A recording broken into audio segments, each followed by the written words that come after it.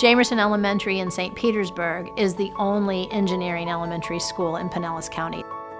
We focus on a design process, plan, design, check, and share. The children learn that starting in kindergarten.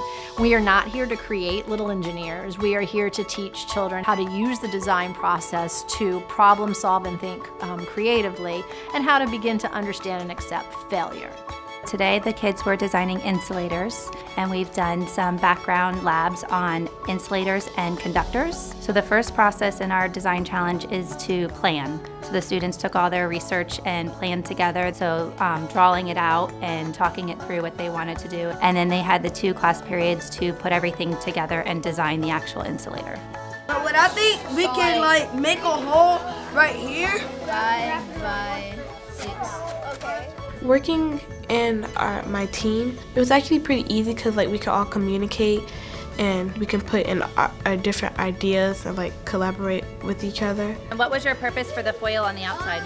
Maybe to reflect some of the heat. And we looked back on our 3rd grade skills and we said, when we tested the black and white sheets with thermometers, we figured out that the white had a lower temperature than the black, and so we used white blocks.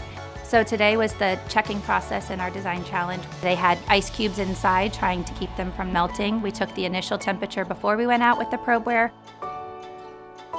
There's your 6 pieces, put it in the sun. They left it out in the sun for 30 minutes.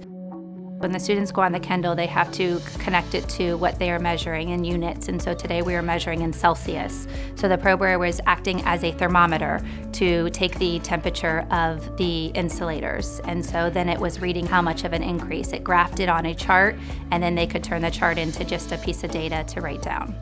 Well, with the probe, we were able to collect more data easier than with the thermometer. I really love using the Kindle because I can see the data, what's happening, and I get to see more detail what's happening in the box. And then we came back into the classroom where the kids took their ice vessels out and poured in the liquid to see how much milliliters of water had melted. We're going to come back together to share out our design challenges in our investigation to see which materials made the best insulators. We had tested out in the sun using the radiant energy, trying to keep the heat out, so the kids will come to a conclusion as to which material makes the best insulator. We talked as a group how we should make it better. We saw one group put feet under the box, and that seemed to work out really well for them. Next time we need legs so the heat won't get inside the box from under it. If I could rebuild it again, I'd make it so much better.